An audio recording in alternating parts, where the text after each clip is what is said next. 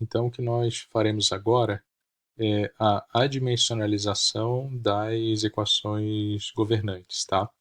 E isso vai ser feito usando as seguintes escalas. Então, nós vamos definir um x estrela, que é um x adimensionalizado por L, um y estrela, que é um y adimensionalizado por L, igualzinho na convecção forçada, um T estrela, que também é uma diferença de temperatura adimensional, adimensionalizada pela maior diferença de temperatura existente no problema. Então, o T estrela vai ser ao mesmo tempo adimensional e vai estar normalizado.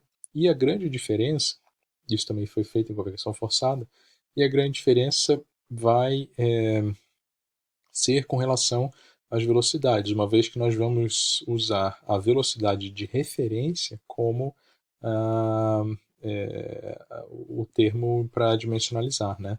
Tanto a velocidade na direção x quanto a velocidade v na direção y, certo? Então o ref vai ser usado como base aqui. E o ref, só repetindo, né, é a raiz quadrada de Δρ sobre ρ vezes GL, tá? Que escrito em função do beta fica assim, tá? Sem, sem muito mistério aqui, tá bem? Então, de todo modo, essa substituição de variáveis nós já fizemos, né? De uma maneira idêntica lá na convecção forçada, tá bem? Então não tem necessidade dela ser repetida aqui, e eu só vou colocar o resultado final, tá? Quem tiver dúvida, né, pode voltar lá na convecção forçada para ver como foi feito isso lá no capítulo 1 ou capítulo 2, tá?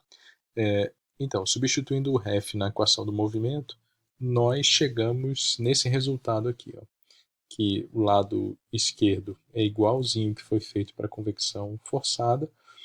Aqui, o termo fonte, né, ele acaba virando T estrela somente porque ele já tinha o G, o beta e o delta T, que TS menos T infinito, né?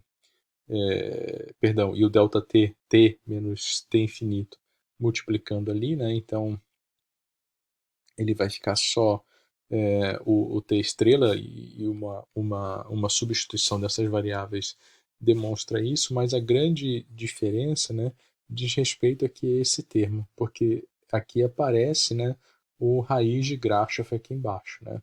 E na verdade ele faz o mesmo papel para a convecção natural que o Reynolds fazia na convecção forçada, um errinho de digitação aqui, mas que ele fazia na convecção forçada, tá? Lá era 1 sobre Reynolds, né?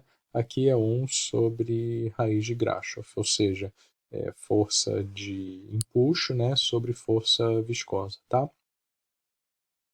E também a equação da energia, a dedução é bem análoga. O lado esquerdo permanece igual, né, é idêntico, e o lado direito é parecido também, porque como é o raiz de Grashof que faz o papel do Reynolds, né, aqui vai aparecer um raiz de Grashof vezes Prandtl nesse denominador aqui do termo difusivo, tá? Então, nós vemos aqui a grande semelhança, pelo menos no que diz respeito à forma, né, das equações, tá? Pois bem, essa situação, né, que nós acabamos de desenvolver aqui, ela era para um caso especial em que o U infinito, né, a velocidade na região externa, a camada limite, era nulo, né? Ou seja, o fluido externamente estava em repouso, né, na região externa. Tá? Mas a gente pode levar em consideração uma situação mais geral em que existe alguma velocidade, o infinito, diferente de zero. Né? Existe uma combinação, digamos assim, ou existe a presença de convecção natural e de convecção forçada também, em um problema geral. Tá? Então, a convecção natural, ela existe, né? E ela é não desprezível, por exemplo, porque o nível da velocidade, o infinito, ele é bem baixinho, mas ele existe, né? Então eu posso pensar numa situação em que não desprezo o termo de empuxo, ele está lá, né? Aquele termo lá na equação, na forma dimensional, o termo de Δρ sobre ρ, ou o termo de G beta T, ΔT, né? Ele está lá, não é desprezado. Mas eu uso a velocidade o infinito como a velocidade de referência, tá? Então, quando isso é feito, e aí vocês podem deduzir essa equação aqui, que eu já vou mostrar por conta própria, né? Quando isso é feito, ou seja, alguma velocidade na corrente livre não nula, e eu quero usar ela como referência, o meu sistema de equações, né, ele vai ficar da seguinte forma. Ele vai ficar agora com o termo inercial, claro, aqui do lado esquerdo, dimensional. Esse U já não é mais U sobre o ref, já é U sobre o infinito, mesma coisa para o V estrela. E aqui nós vamos ter uma coisa muito interessante. Aqui vai aparecer a relação entre Grashof L e Reynolds L quadrado multiplicando o T estrela, né? E o 1 sobre Reynolds, que era o normal, do termo difusivo, multiplicando o termo difusivo, tá? E aqui, na equação da energia, a mesma coisa da convecção forçada. Então, é a equação adimensional da convecção forçada com esse termo aqui, levando em consideração um termo de empuxo, um efeito de empuxo, que é não desprezível, certo? Então, é como se a gente estivesse tornando de uma maneira geral aquela equação que foi deduzida lá no capítulo 1 e no capítulo 2, tá? Então é muito interessante porque aparecem os dois números adimensionais. E mais interessante ainda, né, é se nós pensarmos numa análise funcional que venha a fornecer a forma funcional das soluções, né? E que eu estou olhando para o problema de convecção mista, né? Essa situação em que existe tanto convecção forçada quanto convecção natural relevante no problema, tá? Então, aquela análise da forma funcional das soluções, né, nos diz que o número de Nusselt médio para esse problema, né, para uma dada geometria, né, lembra lá daquela análise, ele é função, primeiro ele é definido como HL sobre K, né, mas ele é função tanto do Reynolds L, quanto do Grashof L, quanto do Prandtl, tá?